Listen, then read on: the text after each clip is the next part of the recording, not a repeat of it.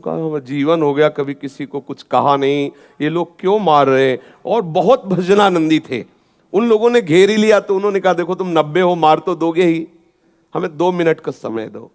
उन्होंने आर्त भाव से प्रभु को पुकारा ध्यान करते हुए। पूज्य श्री गुरुदेव भगवान के श्रीमुख से भगवत प्राप्ति का मार्ग प्रशस्त करती वचन सुनकर अगर अच्छा लगे तो लाइक और सब्सक्राइब जरूर करिए। अगर सत्य के मार्ग में चलना है तो कदम रखते ही 2 परिस्थितियां आती हैं, प्रायः सत्संग में वर्णन किया जाता है। या तो इतनी अनुकूलता माया फेंक देगी कि आपका मार्ग रुक जाए, या प्रतिकूलता फेंक देगी। आपको किसी भी स्थिति में भयभीत नहीं होना, कदम आगे बढ़ाते रहो, ये सब प्रतिकूलताएं अनुकूलता के रूप में बदल जाएंगी। परमार्थ के पथिक का हर सूल फूल बन जाता है। हमारा निश्चय दृढ़ हो, हमारी भावना दृढ़ हो, उसमें हिलना नहीं। अच्छा एक बात और, जैसे हम सत्य मार्ग में चल रहे हैं तो आप ये तो जानते हो सत्य मार्ग सत्य का मार्ग है, उसका परिणाम अमंगल कैसे हो सकता है। मंगल भवन प्रभु का नाम जपने वाला, मंगल भवन प्रभु के मार्ग में चलने वाले का अमंगल कैसे हो सकता है, भूल करके नहीं हो सकता। अगर अमंगल हो रहा है तो जो अमंगल हमारा जमा था उसको कुछ कम करके नष्ट किया जा रहा है। एक बार हमने सुनाया था कि एक बाल्यावस्था से भजन परायण थे ब्रह्म ऋषि, तो वो यौवन अवस्था को प्राप्त हो गए थे, शालिग्राम साथ रखते और विरक्त होकर भजन करते। एक दिन वो गंगा किनारे शालिग्राम सेवा के लिए स्नान किया और बैठे ही थे कि 90 लोग आकर के भाला लिए लाठी लिए मारो मारो मारो।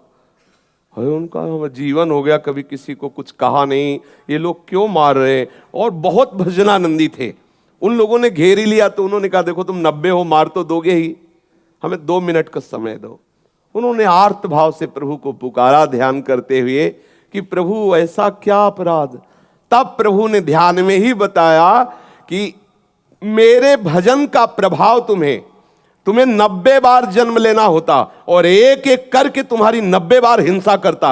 मेरे भजन का प्रभाव कि 90 एक साथ मारेंगे तुम मुक्त हो जाओगे, चुपचाप मेरा ध्यान करते हुए शरीर को छोड़ दो जिससे तुम भगवत प्राप्त। तो भगवान की शरण में आने पर, भजन करने पर हमारा बहुत बड़ा अपराध छोटे में कट जाता है। तो जैसे परमार्थ में शुरू हुए तो आपके अंदर एकदम प्रतिकूलता आनी शुरू हुई, बाहर से प्रतिकूलता आनी शुरू हुई, तो घबराने की जरूरत नहीं, सफाई शुरू हो गई।